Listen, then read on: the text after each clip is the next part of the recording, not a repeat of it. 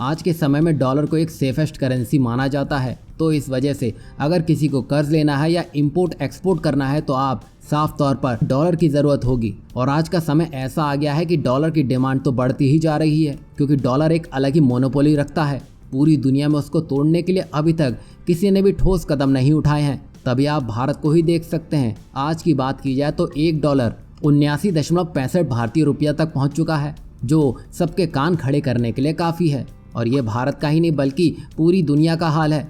लेकिन एक देश ऐसा है जिसने डॉलर की जान लेके रखी है, और वो देश है भारत का दोस्त देश रूस, जिसने डॉलर के परखच्चे उड़ा दिए हैं। जहां $1 के मुकाबले रशियन रूबल 59.32 के आसपास पहुंच चुका है। और इतने भारी सैंक्शन के बावजूद रूबल डूबा नहीं, बल्कि 7 साल के सबसे तगड़े उछाल के साथ डॉलर की कमर तोड़े बैठा है, क्योंकि रूस ने डॉलर को बाईपास करते हुए रूबल में धंधे किए हैं। अब ऐसा ही कुछ भारत करने जा रहा है। दरअसल हाल ही में आरबीआई ने एक बड़ा ऐलान किया है, जिसमें अब रुपए से भारत इंपोर्ट और एक्सपोर्ट का भुगतान कर पाएगा। दरअसल इसके लिए एक नए मैकेनिज्म की शुरुआत कर दी गई है। आरबीआई के अनुसार वह रुपए में इंटरनेशनल बिजनेस सेगमेंट के लिए एक मैकेनिज्म स्थापित कर रहा है, जिसका उपयोग करने के लिए बैंकों को पहले से ही अप्रूवल लेना होगा। आरबीआई ने एक प्रेस रिलीज में कहा है कि ये आदेश तत्काल प्रभाव से लागू भी हो चुका है, और मैकेनिज्म को निर्यात पर जोर देने के साथ ग्लोबल ट्रेड के विकास को बढ़ावा देने के लिए ये डिजाइन किया गया है। क्योंकि जिस तरह रुपए का नीचे गिरना और डॉलर का ऊपर जाना, ये विदेश में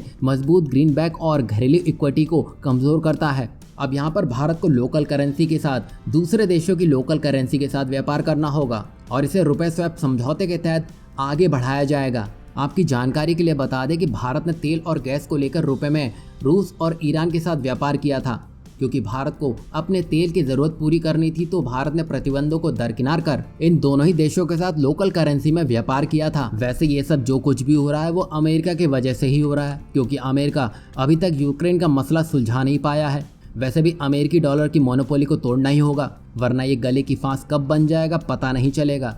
वैसे भी भारत उन देशों के संपर्क में है जिनसे वो तेल का आयात करता है, जैसे कि Angola, Algeria, Nigeria, Oman, Iran, Iraq, Venezuela, Qatar, Yemen और सऊदी अरेबिया। और रूस ने भी यही किया था। जब यूरोप को गैस की ज़रूरत थी तो रूस ने लोकल करेंसी में ही ट्रांजैक्शन किया था। अब भारत तेल का सबसे बड़ा आयातक है, तो भारत को शुरुआत भी उन तेल उत्पादक देशों से ही करनी चाहिए, क्योंकि आज भारत उस मुकाम पर पहुंच चुका है कि जहां सबको उसकी ज़रूरत है। और जब फ़ायदा सबका होता है तो भला लोकल करेंसी में कौन नहीं चाहेगा ट्रेड करना।